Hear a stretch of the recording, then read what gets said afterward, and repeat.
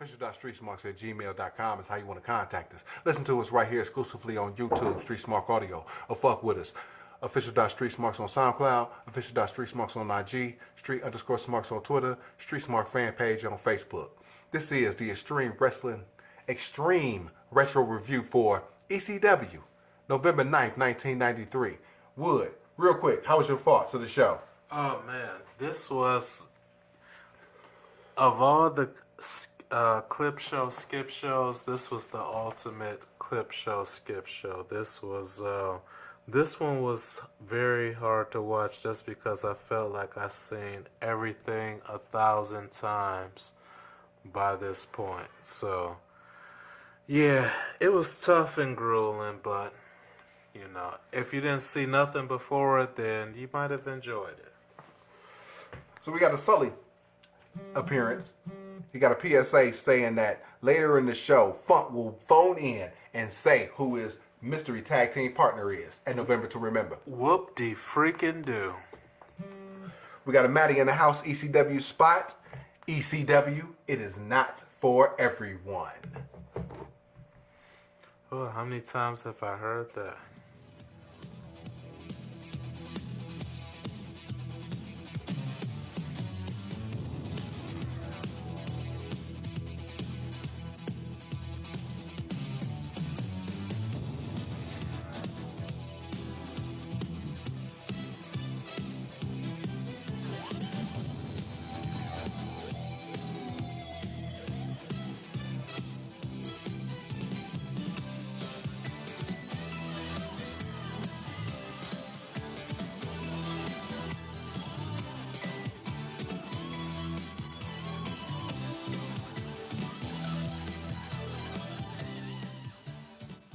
So we got Joey in the news center. He's recapping the Sherry Medusa deal, the shitty exchange, talking about how they both done fuck Greg Valentine from last week.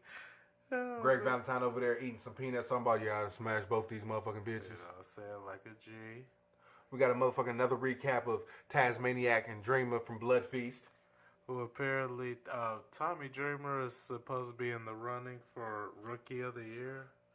More fucking verbal fellatio from Joey Styles. Joey in the dressing room with Jason. Angel shows up and he shoes her off. Tarantino style shield for November to Remember. Moving on. We got a recap of the Wild Man Sal Balomo Rockin' Rebel feud. Oh man, like I'm glad to see when Sal Balomo gets destroyed by Rocket Rebel and stuff, but I hate to see him coming back and then having to hear about this quote-unquote unsanctioned match between him and I hope Rocket Rebel destroys Sal Balomo once and for all. What I find particularly cute is how they do the censor bars when Rocket Rebel's over there beating him up with a chair. And then Joey's over there overselling it, talking about he smashed his face. I see teeth, and his nose is broken. Oh, come on, Joey. Oh man, hey, Stop working me, Joey. He's earning his check. We got a recap of Sullivan beating up people on his way to November to Remember versus Cairo in a shoot fight. It's set to some terrible ass David Lee Roth song. Did you get that on the network? No, it was some generic WWE music. It might have been the same music. It was that terrible. Oh, wow, okay. But like this, did your music have words? I don't recall it having words. Oh, okay. Because this song was so terrible, your song might have been better. Oh, damn. I mean, it was like, fucking Sullivan beating up people and shit, and it's like, it's just like living in paradise. Paradise, and I don't. Oh, wow. I'm like, what the fuck? This is Kevin Sullivan kicking ass. Who gives a shit about this midget beating up another midget at the November to Remember? Moving on. Oh, shit. Joey recaps the Public Enemy Bad Company feud, featuring the Bad Breed, whatever. It's setting up a viewer's choice match, and the following stipulations you can choose: cage match, chain match, bull rope match, death match, South Philly hood match, and this was the only match that had an explanation to it. It said, damn, what was the stipulations to the fucking South Philly hood match?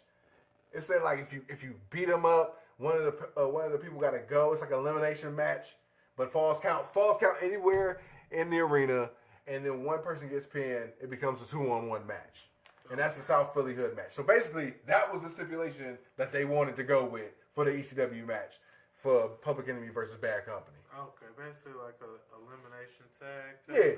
Okay. South Philly hood match. Oh. Get it right, jabroni. Oh, my bad. So the South Phillians out there. South Phillians. Then they had a hair match, and the losing team must split up forever. Oh, well that's heavy. So we got a scary Joey Styles lead into a Mr. Hughes promo. Same shit. Same shtick, same shit. Whatever. I'm from the hood. Yeah. I took Undertaker's arm. Yeah. I beat up Lex Luger. Yeah. You're going down with the sidewalk slam. Yeah. I mean, like, after you go through Lex Luger and The Undertaker, like, Johnny Gunn just seems like a foregone conclusion. Yeah. And then, on top of that, there's no rebuttal Johnny Gunn promo. None. Yeah. So, Mr. Hughes has been promoing against Johnny Gunn for weeks about how he's going to beat this dude with the sidewalk slam. If this motherfucker does not beat him with the sidewalk slam, Mr. Hughes would be the biggest goof on the planet. Right, you know what I'm saying? He beat a guy who didn't even bother to show up. He didn't bother to cut a promo. Not one. It's like, hey, you're going down with a sidewalk slam. And I wanted to hear what he had to say because I don't know who Johnny Gunn is. Johnny Gunn is Salvatore Sincere. Oh. Yep. Get out of here. Yep. Tom Brandy. Okay. Will be uploaded to the Extreme Project coming soon. Right. You know, said that didn't mean to, spoil the upcoming show for the 42 subscribers. Oh, no. Johnny Gunn shows up for one show, and then you don't see him again. But it is but honestly, it's the catalyst between Funk, Sabu, and Shane Douglas. It's weird how Johnny Gunn ties into all this. Oh wow, like the 6 degrees of Kevin Bacon. Absolutely. Moving on. I wonder how close to Kevin Bacon I am. I've never looked into it. Okay. So here we go. All right. So you are the longest reigning frontwards, backwards, 177th HWO champion. That's right. Okay. You lost to who? I lost to J Bob. You know what I'm saying? J Bob Jamar, my last match. You know what I'm saying? I was doing what was best for business. I know I was retiring. And so in my very last match, I jobbed to him. J Bob on a late night bender watched Tremors, who starred Kevin Bacon. Both of y'all are losers. Wait a minute. First of all, I am pretty decent at math, and that does not equate, because how does that make me a loser?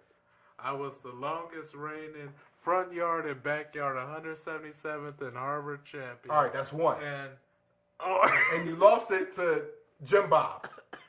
It was J Bob. That's two. He saw Tremors 1, 2, 3, and 4. That's 6. But I cannot confirm or deny he saw all those Tremors because it never came up in conversation. So right now that's just speculative. Sabu with a Japan vignette. Japanese tables so stiff and stubborn. They ornery. Now Sabu has been wrestling in the States, so there's going to be more Sabu going forward. Yeah, I imagine so. He's the ECW champion. Todd goes to talk about Sabu, but Hunter Q. Robbins III steps in to protest. Then Paul Lee backs him up. He speaks on preferential treatment and then he leaves with HQR3 into the Dangerous Alliance reformation. Right. Sabu title win, quick allusion to Sandman being a drunk, and there's some little foreshadowing there. Yeah, that was interesting. So we got Funk on the phone. He buries Hawk. He buries Sabu. What kind of egomaniac? He was lucky to be in the same ring as Road Warrior Hawk. And then first he tries to bury Hawk and then tries to cause a division in the Legion of Doom. In the Road Warriors, talking about Animal was the guy of the two, you know what I'm saying? And he was disappointed to be... I was disappointed when I finally got in the ring and Road Warrior Hawk and stuff. You know what else? You know what? I'm just a loser, and I'm just gonna project all my insecurities onto everybody else. And I'm here at the loser ranch, and you know, I like to call it the Sweeten Valley Ranch, for real. But it's the loser ranch, depending on what day of the week it is. And I'm Terry Funk, and my TV title, and this, that, and the other. What a horrible person. So Terry Funk hangs up before spilling the beans. Yeah, the good, because no one really cares. Yeah, he doesn't even really care. You know, he doesn't even have a partner yet. That's why he hung up, because no one wants to team up with a loser and with a terrible... But he's a terrible partner. He's a terrible coach. He's a terrible wrestler. He's a terrible human being. If he had kids, he would be a terrible father. He doesn't have a wife because he'd be a terrible husband. He doesn't do commentary because he's a terrible commentator. He's terrible at everything. He'd be a terrible referee. He'd be a terrible bowler. He'd be a terrible hot dog eating competitor. You know what I'm saying? He'd be terrible at Tetris. He'd be terrible at chess. He'd be terrible at Chinese checkers. He'd be terrible at tic-tac-toe. He'd be terrible at hopscotch. He'd be terrible at double dutch. He'd be terrible at Uno. He'd be terrible at Connect Four. He'd be terrible at 24. He'd be terrible at... It doesn't matter. He'd be terrible at pin the tail on the donkey.